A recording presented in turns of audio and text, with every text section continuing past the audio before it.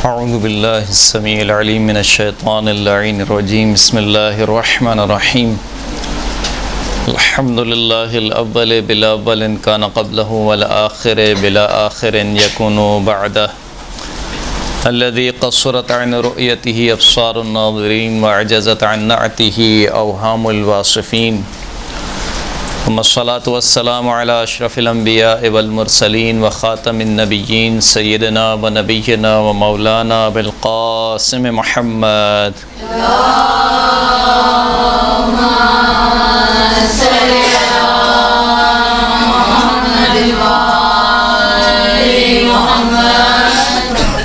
वअला आलिहि तय्यबीन अत्ताहिरीन अल-मअसूमीन वल्लअनतु दाइमतु अला अअदाइहिम अजमईन अम्मा बअद फ़क़द क़ाल अमीरुल मुअमिनीन अली इब्न अबी तालिब तअस्सा बिनबिय्यिकल अत्यबिल अत्हर फ़इन्न फ़ीही उस्वतुन लिमन तअस्सा। हमारी गुफ्तगू नहजुल बलागा के खुतबात में जारी थी। आज का जो दर्स है वो उसी दर्स का समझे तसलसल में, पिछले दर्स के तसलसल में है कि अल्लाह के रसूल ने किस तरीके से ज़िंदगी गुजारी, रसूलुल्लाह का की ज़िंदगी गुजारने का तरीका। मौला कायनात अमीरुल मोमिनीन अली इब्न अबी तालिब अलैहिस्सलातु वस्सलाम सल्लल्लाहु अला मुहम्मद व अला मुहम्मद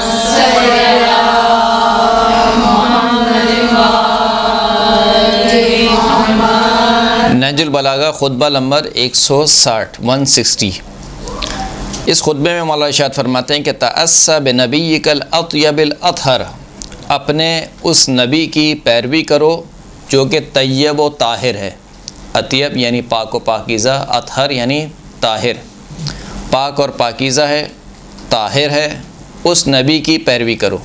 यानी दो सिफ़ात ख़ुद इशारा है। एक सिफ़त इशारा है विलादत की तरफ, तय्यब व ताहिर यानी कि विलादत पाक व पाकीज़ा थी, और अथर इशारा है किरदार की तरफ कि उनके किरदार में भी कोई कजी नहीं थी। यानी अल्लाह के रसूल ने जो ज़िंदगी गुजारी है नाउज़ुबिल्लाह, वो हमारी तरह ज़िंदगी नहीं गुजारी है कि शुरू के 10 साल जो है वो खूब खुदावंद करीम की मासियत में ज़िंदगी गुजारी नाउज़ुबिल्लाह, और फिर उसके बाद जब मबूस हुए तो उसके बाद उनकी ज़िंदगी में तब्दीली आ गई।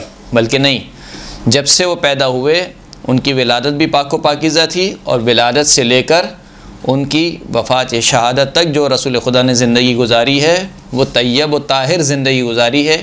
रसूल अल्लाह की मर्ज़ी के मुताबिक ज़िंदगी गुजारी है। फ़तअस्सा बिनबिय्यिकल अत्यबिल अत्हर फ़इन्न फ़ीही उस्वतुन लिमन तअस्सा। जो शख्स भी पैरवी हासिल करना चाहे, नमूना लेना चाहे, उसके लिए नमूना अमल है किसकी ज़िंदगी में? रसूल खुदा की ज़िंदगी में।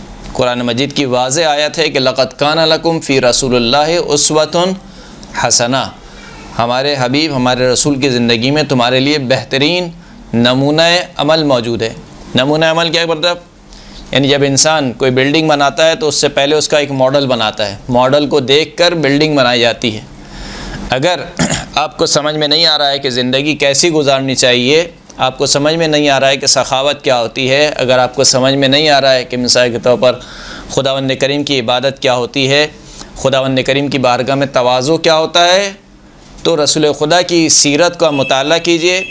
रसूल खुदा की सीरत में तमाम की तमाम चीज़ें मौजूद हैं। लक़द काना लकुम फ़ी रसूलिल्लाहि उस्वतुन हसना लिमन काना यरजुल्लाह वल यौमिल आखिर व ज़करल्लाह कसीरन।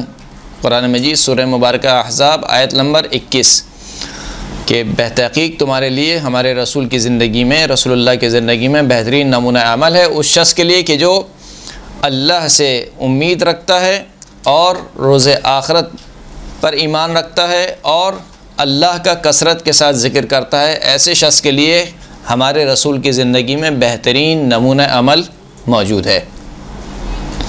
तो फरमाए फ़इन्न फ़ीही उस्वतुन लिमन तअस्सा, रसूल खुदा की ज़िंदगी में नमूना अमल मौजूद है उस शख्स के लिए जो नमूना अमल लेना चाहे, जो पैरवी करना चाहे। यानी क्या मतलब? यानी अगर आपको सही होना है तो सही होने के लिए कोई जादू की छड़ी नहीं है। सही होने के लिए आपको पहले ख़ुद बढ़ना पड़ेगा। अगर आप ख़ुद ही सही नहीं होना चाहती हैं, अपने किरदार में तब्दीली नहीं करना चाहती हैं, तो कोई भी दूसरा शख्स आपको सही नहीं कर सकता। हत्ता अगर कोई नबी और इमाम मासूम भी हो, वो भी क्या है, आपको सही नहीं कर सकता अगर आप ख़ुद से सही होना नहीं चाहते। अगर एक मरीज़ ख़ुद से सही होना ना चाहे तो कितने ही अच्छे डॉक्टर के पास उसको ले जाएं आप, बेहतरीन डॉक्टर और बेहतरीन स्पेशलिस्ट के पास आप उसको ले जाएं, लेकिन अगर वो ख़ुद से सही ना होना चाहे, अपना इलाज ना करना चाहे ख़ुद से, तो क्या वो सही हो सकता है? तो क्या आप डॉक्टर पर ब्लेम करेंगे या उस हॉस्पिटल पे ब्लेम करेंगे कि इतना बेहतरीन डॉक्टर, इतना महंगा डॉक्टर हम लेके गए, लेकिन उसके बावजूद हमारा मरीज़ सही नहीं हुआ? गलती किसकी है? गलती ना डॉक्टर की है ना हॉस्पिटल की है, बल्कि किसकी है? उसी मरीज़ की है। वो मरीज़ ख़ुद सही नहीं होना चाहता है। तो इसी तरीके से अगर आपको किरदार में तब्दीली लानी है, तो किरदार में तब्दीली के लिए पहला कदम किसको उठाना पड़ेगा? आपको ख़ुद पहला कदम उठाना पड़ेगा। लिहाजा वाज़े अहदीस मौजूद हैं मासूमीन अलैहिमुस्सलाम की कि अगर कोई शख्स वाज़ और नसीहत लेना चाहता है तो उस वाज़ और नसीहत ख़ुद उसके नफ्स में मौजूद है।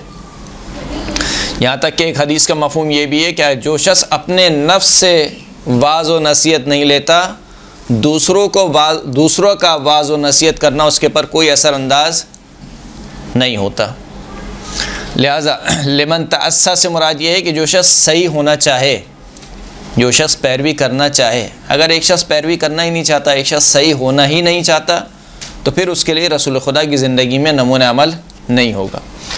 वअज़ाअन लिमन तअज़्ज़ा, और रसूल खुदा की ज़िंदगी में एक निस्बत है जो रसूल खुदा से निस्बत हासिल करना चाहे। व अहब्बुल इबाद इलल्लाह अल मुतअस्सी बिनबिय्यिही वल मुख्तस्सु लिअथरिही।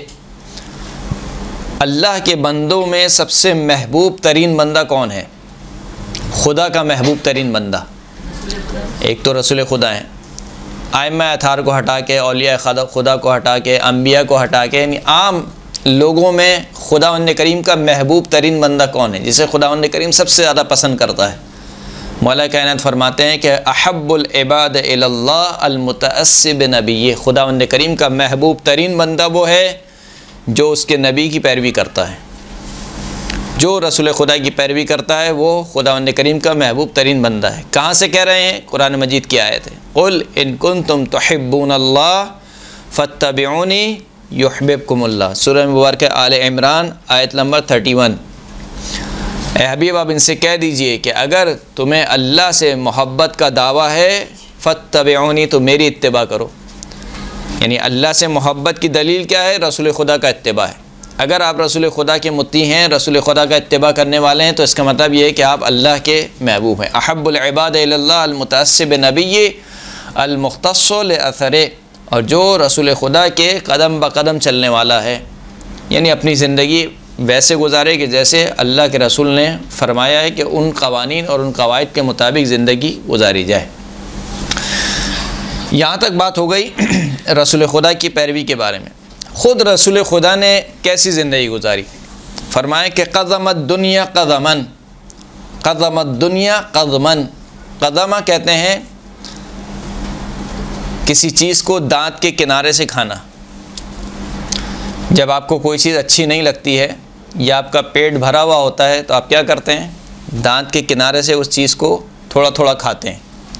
इसको अरबी ज़बान में कहा जाता है क़दमा, यानी थोड़ा थोड़ा खाना है, इसे हम चखना ही बोलते हैं।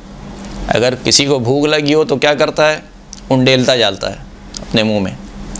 लेकिन अगर पेट भरा हुआ हो या वो चीज़ अच्छी ना लगती हो तो दांत के किनारों से उसको थोड़ा थोड़ा खाता है। फरमाया कि क़दमत दुनिया क़दमन, अल्लाह के रसूल ने दुनिया को कैसा खाया कि जैसे दांत के किनारे से कोई चीज़ खाई जाती है। यानी क्या मतलब? यानी इस दुनिया से बहुत कम इस्तिफ़ादा किया। इस दुनिया से फ़कत इतना लिया कि जितना रसूल खुदा को जीने के लिए ज़रूरत थी, उससे ज़्यादा नहीं लिया। लिहाजा मासूम की हदीस है कि अगर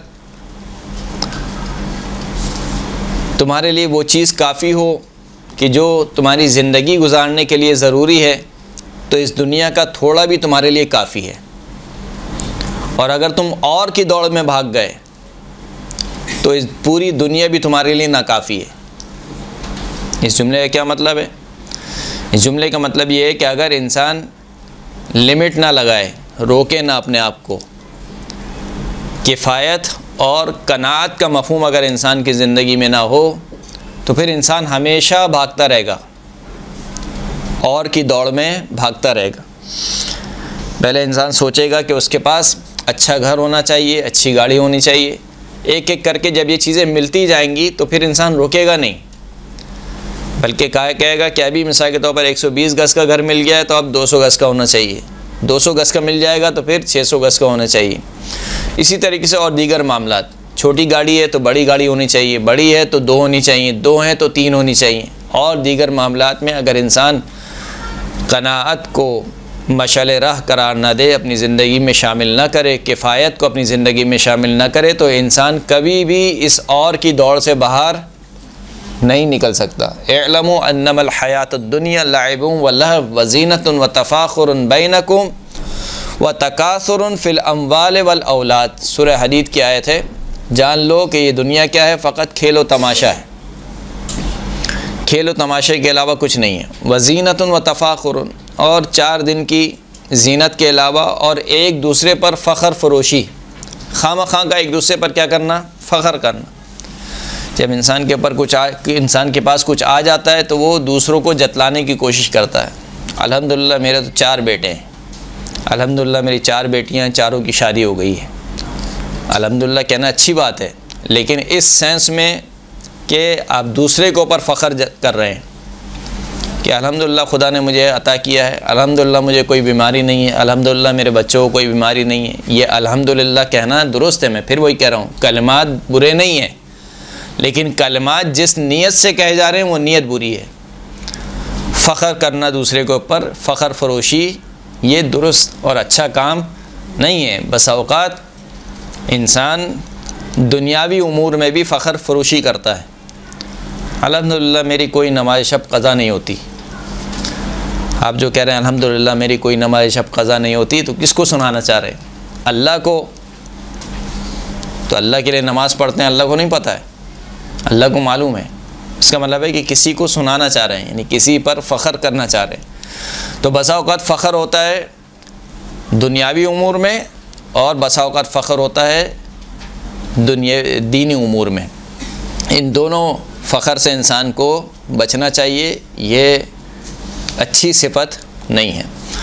तो कहा कि इन्नमा इअलमू अन्नमल हयातुद दुनिया लाइबुन व लहव व ज़ीनतुन व तफ़ाख़ुरुन बैनकुम व तकासुरुन फ़िल अम्वाल वल औलाद। दुनिया क्या है? हर शख्स भाग रहा है कि किस तरीके से उसका माल ज़्यादा होगा। तकासुर, सूरह तकासुर पढ़ी आपने।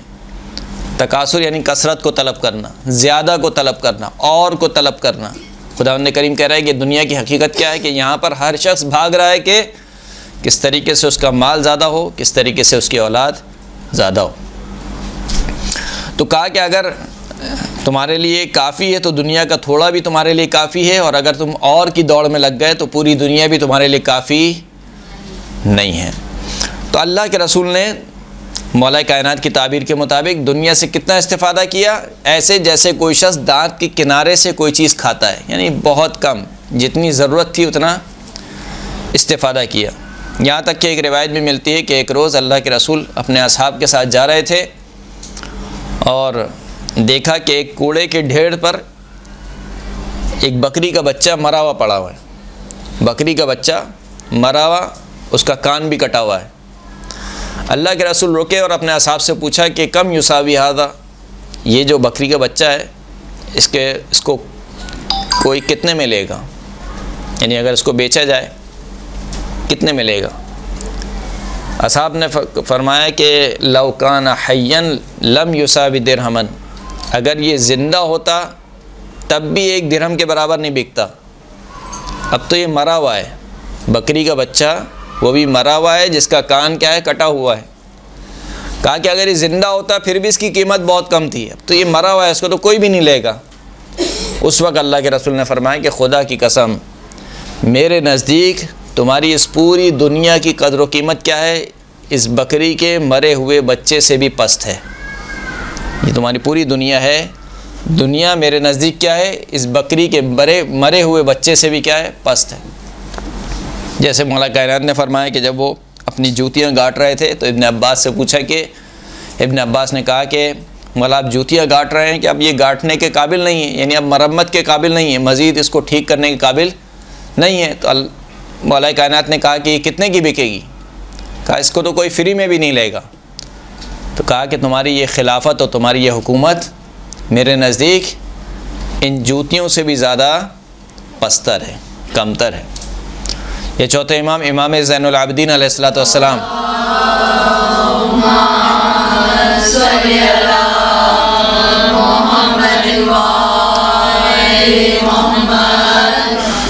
इमाम से पूछा कि मन अअज़मुन नास ख़तरन, बड़ा आदमी कौन है?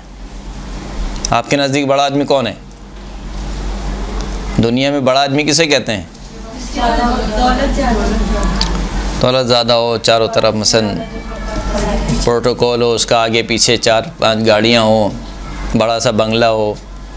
आज़मुन नास ख़तरन, कौन बड़ा आदमी? चौथे इमाम सवाल किया कि बड़ा आदमी कौन हुआ? फरमाया कि मन लम यरद दुनिया लिनफ्सिही ख़तरन, बड़ा आदमी वो है कि जो दुनिया को अपने लिए कोई कदर और कीमत की निगाह से ना देखे। यानी हमारे नज़दीक बड़ा आदमी वो है कि जिसके पास पूरी की पूरी दुनिया हो। मासूम के नज़दीक बड़ा आदमी कौन है?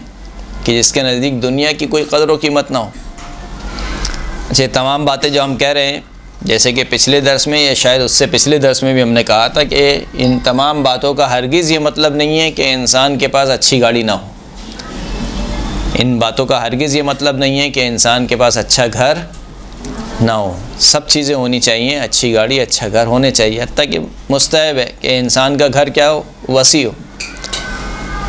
सआदत में शुमार किया गया है कि इंसान की सआदत में से ये है कि उसका घर क्या है, बड़ा हो। यहाँ तक कि सआदत में शुमार किया गया है कि अगर इंसान का एक घर हो, उसमें सहन हो, सआदत में शुमार किया गया।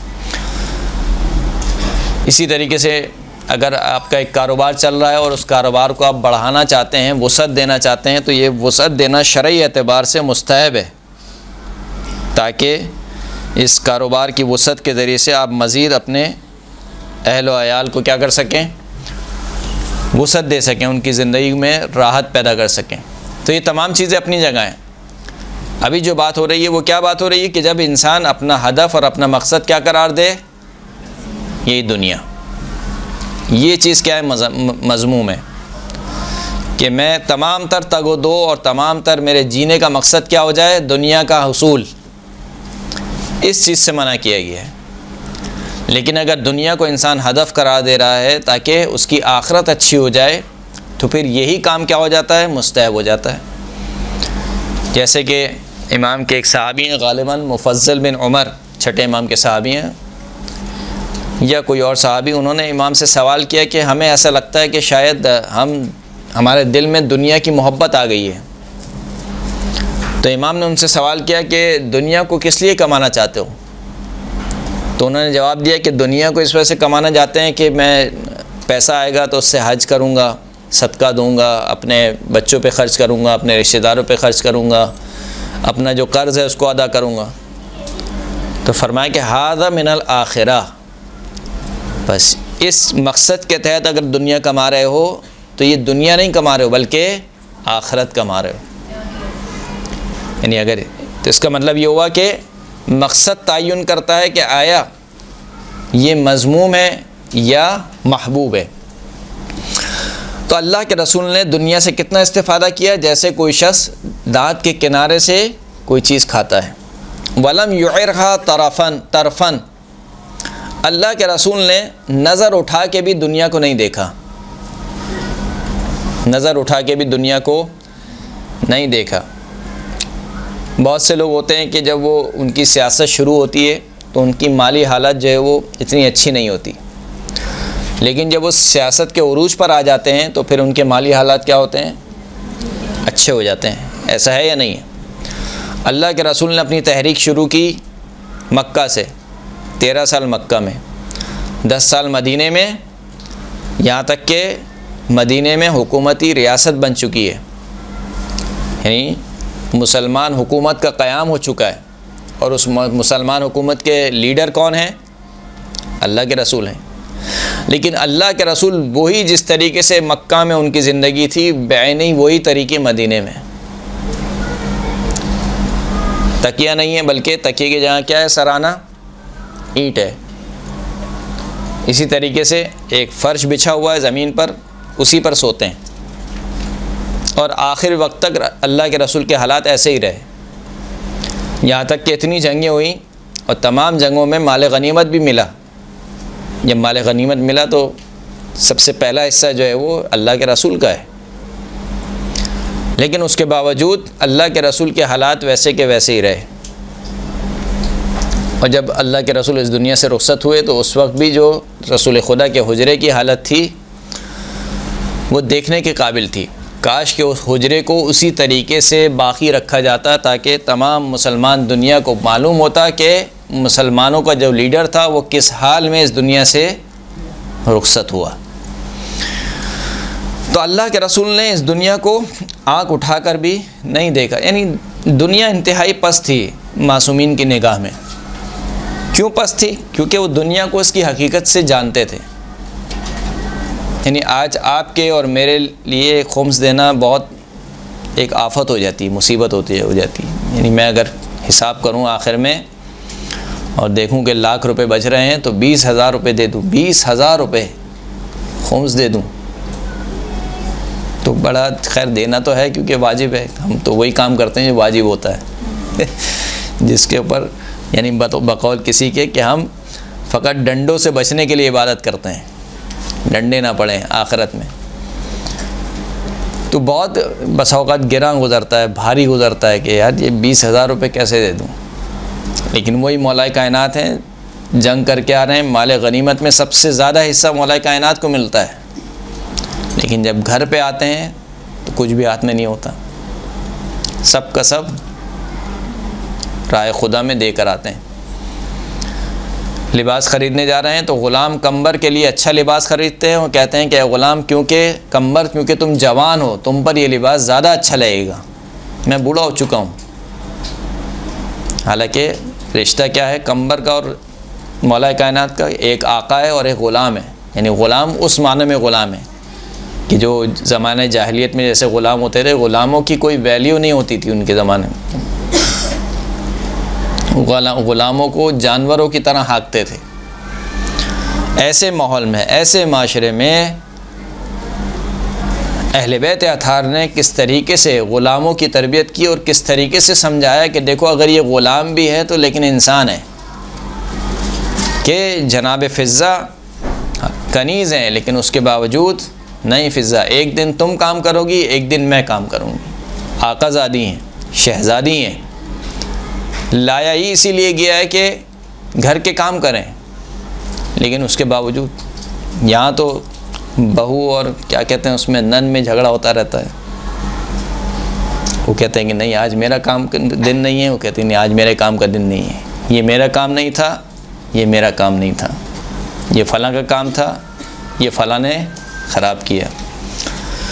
और अहले बैत अताहार का घराना क्या है कि एक आकाज़ादी हैं और एक कनीज़ हैं, और उस कनीज़ को भी लाया ही इसीलिए गया है कि वो घर के काम करें। उसके बावजूद कह रहे हैं कि नहीं एक दिन मैं काम करूँगी, एक दिन तुम काम करोगे। किस तरीके से रखा उस कनीज़ को कि जनाब हसनैन जनाब फ़िज़्ज़ा को माँ कहकर पुकारते हैं या उम्मा कहकर पुकारते हैं। तो जो अहले बैत अताहार ने तरबियत की है माशरे की, एक नया रुख दिया है, सोचने का एक नया तरीका दिया है कि देखो ये ग़ुलाम हैं, लेकिन ग़ुलाम होने का मतलब ये नहीं है कि तुम इनके खालिक हो गए हो, तुम इनके मालिक हो गए हो।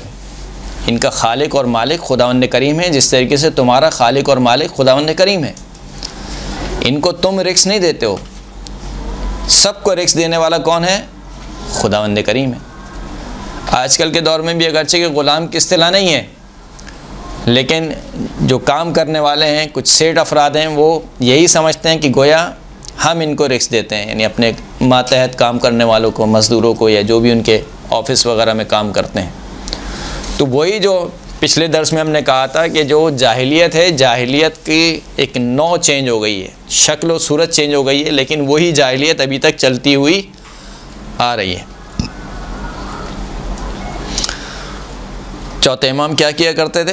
ग़ुलामों को ख़रीदा करते थे, तमाम ग़ुलामों को ख़रीदा करते थे, उन ग़ुलामों की तरबियत किया करते थे और फिर उनको आज़ाद कर दिया करते थे। ग़ुलाम को आज़ाद करना ये भी एक नेकी का काम था, और ये भी अहले बैत अतहार ने जिस तरीके से अंजाम दिया है शायद तारीख़ में किसी ने नहीं किया, कि एक कनीज़ इमाम हुसैन अलैहिस्सलाम की खिदमत में फूलों का एक गुलदस्ता पेश करती है, फूलों का एक गुलदस्ता, और इमाम उससे कहते हैं कि अंति हुर्रुन लिवजहिल्लाह, अंति हुर्रतुन लिवजहिल्लाह। एक फूल के तोहफ़े में इमाम उससे कहते हैं कि तू अल्लाह की राह में मैंने तुझे आज़ाद किया। यहाँ तक कि जो अनस बिन मालिक हैं वो कहते हैं कि इस कनीज़ ने आपको सिर्फ़ एक फूल का तोहफ़ा दिया है, शायद ये फूल इसने कहीं रास्ते से तोड़ लिए होंगे, इसने ख़रीदे भी नहीं होंगे। यानी उनके नज़दीक वो कहना ये चाह रहे थे कि कोई ख़ास तोहफ़ा नहीं दिया इसने, चंद फूलों का गुलदस्ता है और उसके एवज़ में आपने इस कनीज़ को आज़ाद कर दिया। इमाम ने क्या फ़रमाया कि हमारी तरबियत अल्लाह ने की है। अल्लाह ने कुरान में क्या इरशाद फ़रमाया? फ़इज़ा हुय्यितुम बितहिय्यतिन फ़हय्युहा बिअहसन मिन्हा। अगर तुम्हें कोई तोहफ़ा दिया जाए तो तुम उससे बेहतर तोहफ़ा दो, तोहफ़े से बेहतर तोहफ़ा दो। और यहाँ पर इमाम ने कैसा बेहतर तोहफ़ा दिया? यानी बेहतर से मुराद क्या है कि अगर उसने गुलदस्ता दिया है तो मिसाल के तौर पर इमाम उससे अच्छा गुलदस्ता दे दें, बल्कि इमाम ने उस गुलदस्ते के मुकाबिल में उसको आज़ाद कर दिया।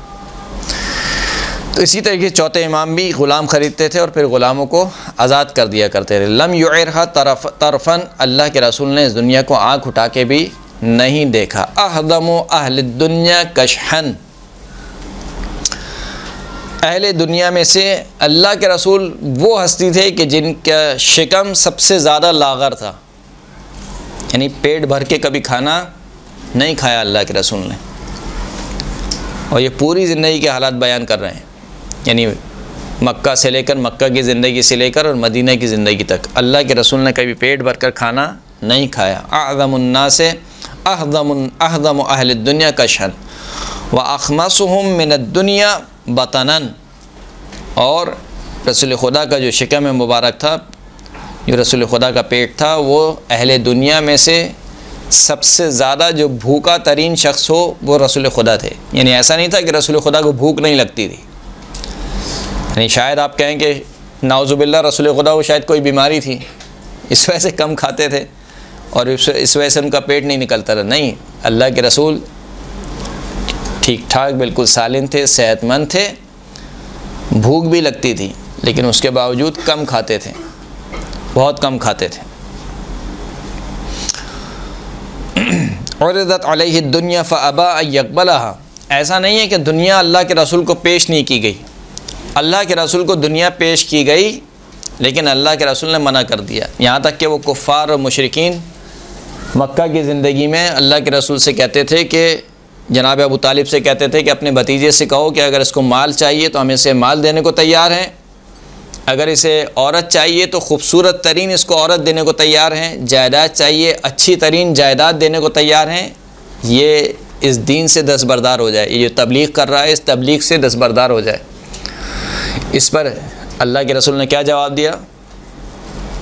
क्या जवाब दिया? मशहूर जुमला है अल्लाह के रसूल का कि चाचा जान, अगर ये लोग मेरे एक हाथ में चाँद और एक हाथ में सूरज रख दें तब भी इस दीन से दस्तबरदार नहीं होगा। तो ऐसा नहीं है कि दुनिया पेश नहीं की गई रसूल खुदा को, दुनिया पेश की गई रसूल खुदा को, लेकिन उसके बावजूद अल्लाह के रसूल ने उस दुनिया से मुँह फेर लिया। यहाँ तक कि रिवायत कहती है कि एक रोज़ अल्लाह के रसूल इंतहाई गमज़दा थे, मग़मूम थे, कि एक फ़रिश्ता नाजिल हुआ और फ़रिश्ते ने कहा कि या रसूलल्लाह, परवरदिगार आलम ने आपको सलाम भेजा है और ये दुनिया के ख़ज़ानों की चाबियाँ हैं, कुछ चाबियाँ लेकर आए, कहा कि ये दुनिया के ख़ज़ानों की चाबियाँ हैं, ये तमाम के तमाम चाबियाँ आपके हवाले। आपको मग़मूम देख रहा हूँ, गमज़दा देख रहा हूँ, लिहाजा ये तमाम के तमाम चाबियाँ आपके हवाले। अल्लाह के रसूल ने क्या जवाब दिया? अद्दुनिया दारुन लिमन ला दार लहू, दुनिया उस शख्स का ठिकाना है जिसका कोई ठिकाना ना हो।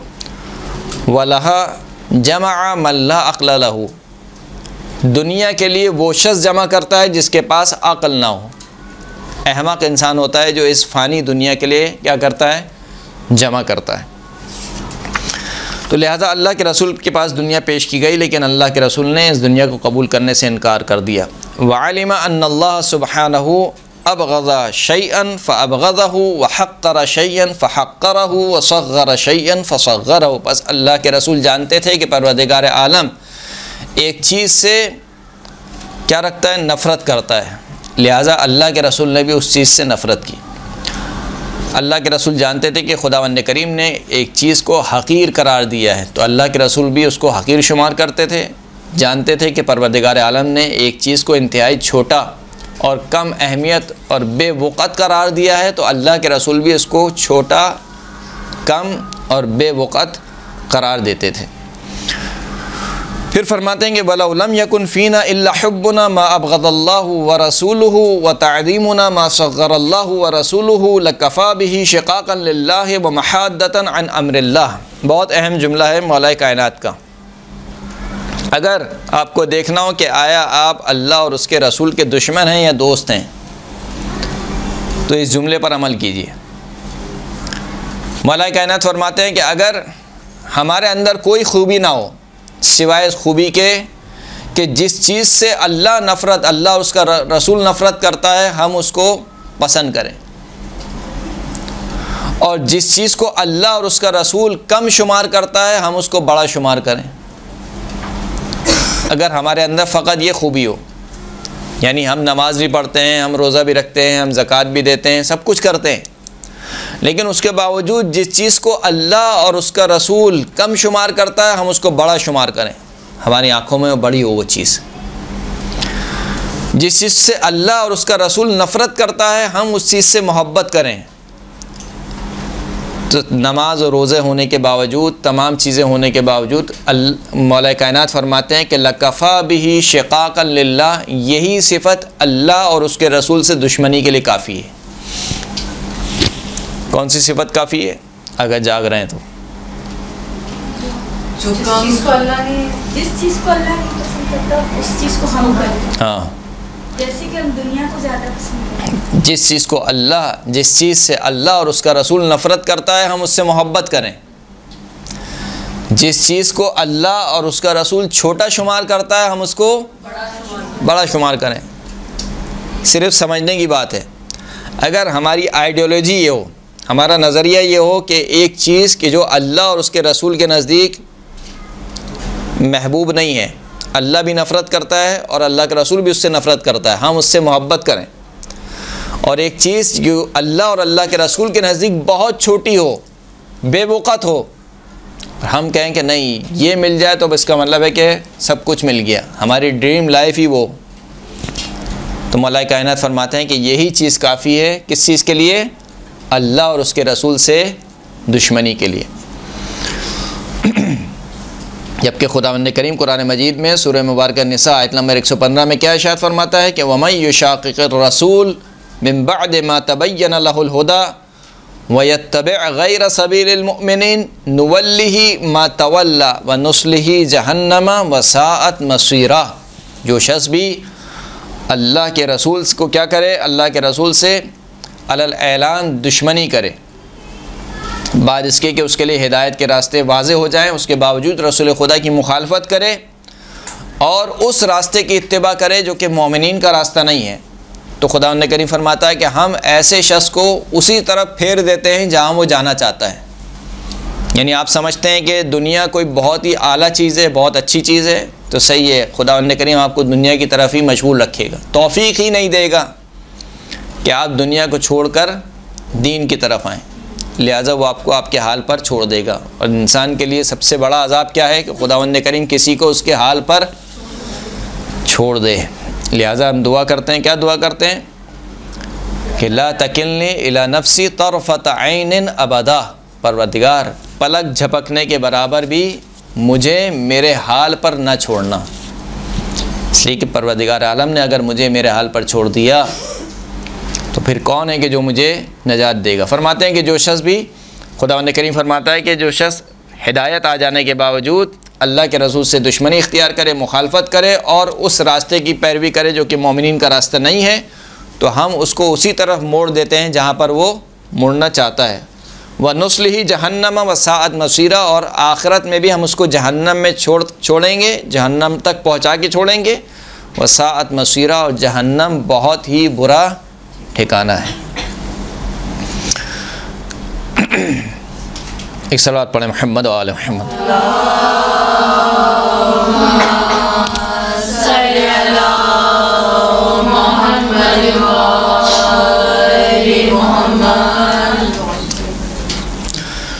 फिर इसके बाद फरमाते हैं कि वलक़द काना याकुलु अलल अर्द व यजलिसु जलसतल अब्द व यक़सिफु बियदिही नअलहु व यरफ़अु बियदिही थौबहु व यरकबुल हिमार अल आरी व युरदिफु खल्फ़हु। रसूल खुदा किस तरीके से ज़िंदगी गुजारते थे? फरमाते हैं कि ज़मीन पर बैठकर खाना खाते थे।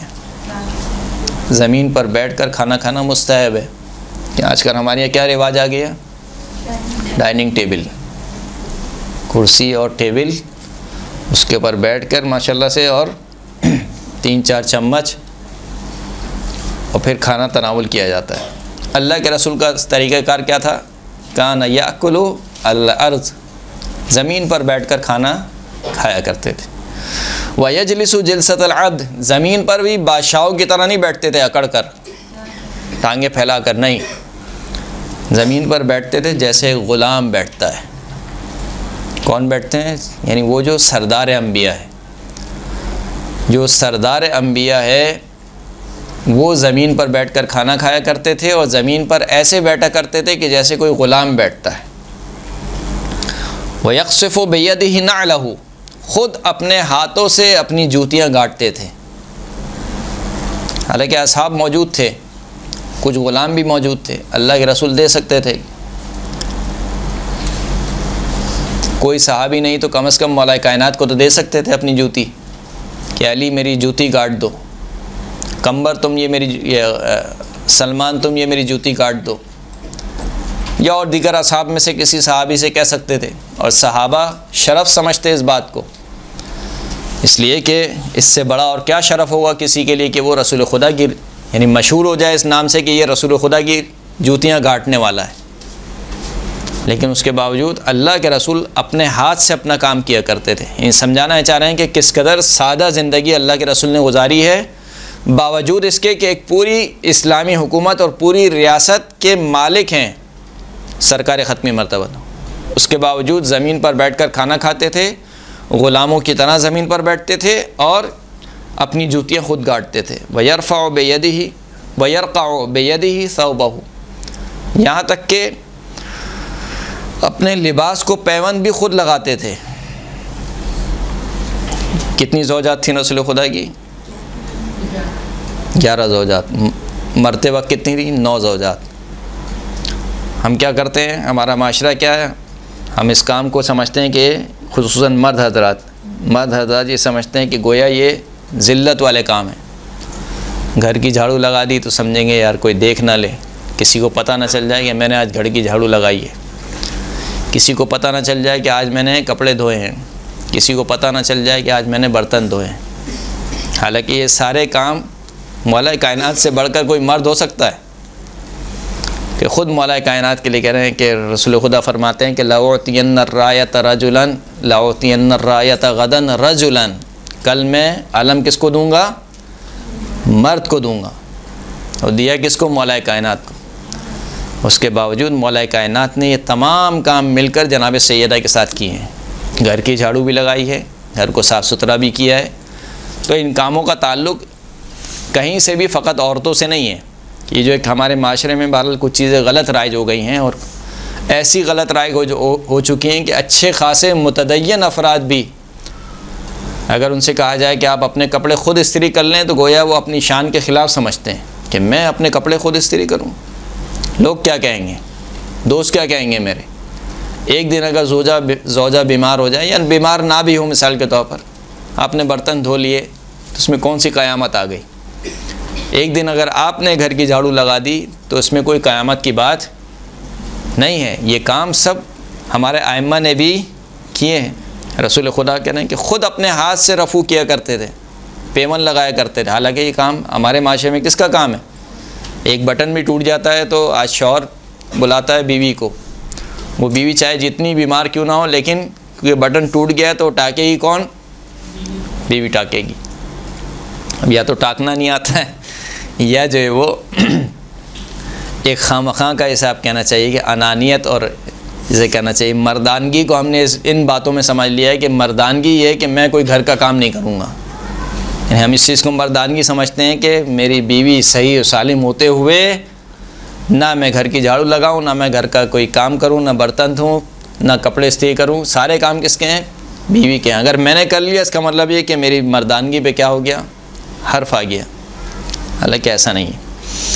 अल्लाह के रसूल ख़ुद अपने हाथों से पेवन लगाया करते थे। वयरकबुल हिमार अल आरी, बग़ैर ज़ीन के गधे पर सवार होते थे।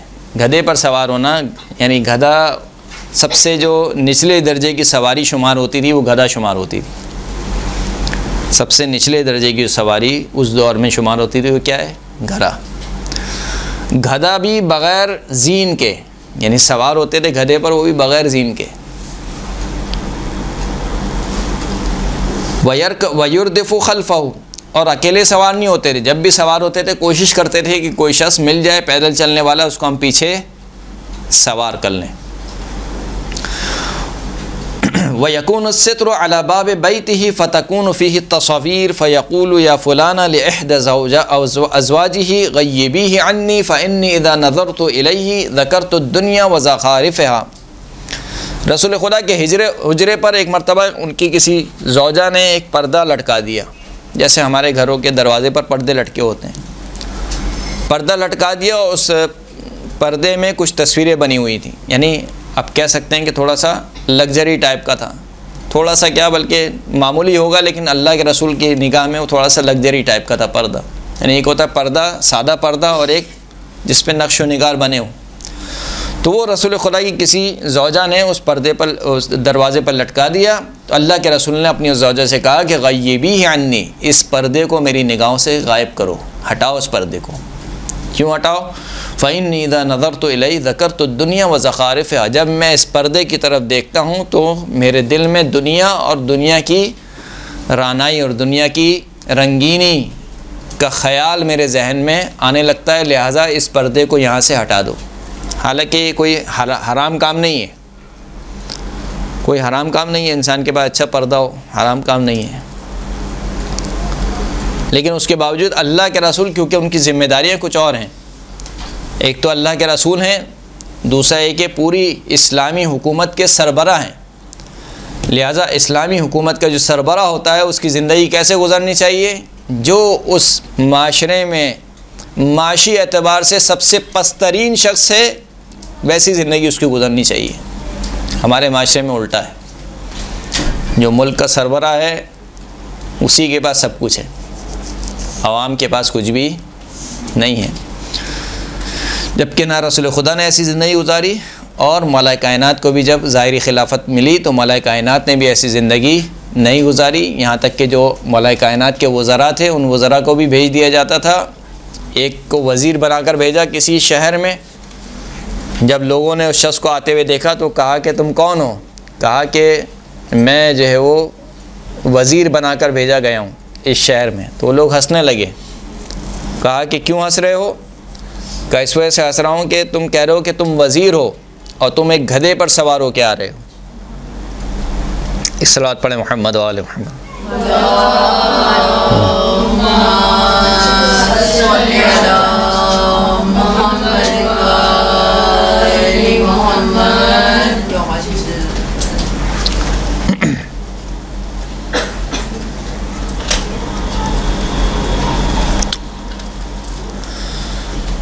तो रसूलुल्लाह का जो लाइफ स्टाइल था, ज़िंदगी गुजारने का तरीका था, वो ये था। कहा कि इस पर्दे को मेरी निगाहों से दूर करो। जब मैं इस पर्दे को देखता हूँ तो क्या होता है, मुझे दुनिया और उसकी रंगीनी के ख्वाब आने लगते हैं। फ़अरद अन दुनिया बिक़ल्बिही, बस अल्लाह के रसूल अपने दिल व जान से इस दुनिया से अल्लाह के रसूल ने मुँह को मोड़ा। व अमाता ज़िक्रहा, इस दुनिया के ज़िक्र को अपने नफ्स में मौत दे दी, मुर्दा कर दिया। व अहब्ब अन तग़ीब ज़ीनतुहा अन ऐनिही, अल्लाह के रसूल पसंद फरमाते थे कि इस दुनिया की ज़ीनत उनकी आँखों के सामने से गायब हो जाए। लिअल्ला यत्तख़िज़ मिनहा रियाशन वला यअतक़िदहा क़रारन वला यरजुअ फ़ीहा मुक़ामन, ताकि ऐसा ना हो कि ये जो दुनिया को मालो मता है, इस दुनिया के मालो मता को हासिल करने की दौड़ में अल्लाह के रसूल भी शामिल हो जाएं, नाउज़ुबिल्लाह। ऐसा ना हो कि इस दुनिया को अपना हमेशा रहने वाला ठिकाना करार दें। ऐसा ना हो कि अल्लाह के रसूल इस दुनिया को के बारे में ये समझने लगें कि गोया यही उनका मकाम व मनसब है, ये दुनिया अब उनसे छीनी नहीं जाएगी। हालांकि हर एक इस दुनिया से क्या हो रहा है, रुखसत हो रहा है, हर एक इस दुनिया से जा रहा है। खूब, ये मेरे ख़्याल से और भी है ये खुतबा, और अभी हम यहाँ तक पहुँचें क्योंकि एक और मौजू भी आज की क्लास में डिस्कस करना है। तो मेरे ख़्याल से आज का खुतबा ये यहाँ तक के लिए काफ़ी है। बर मोहम्मद व आले मोहम्मद सल्लल्लाहु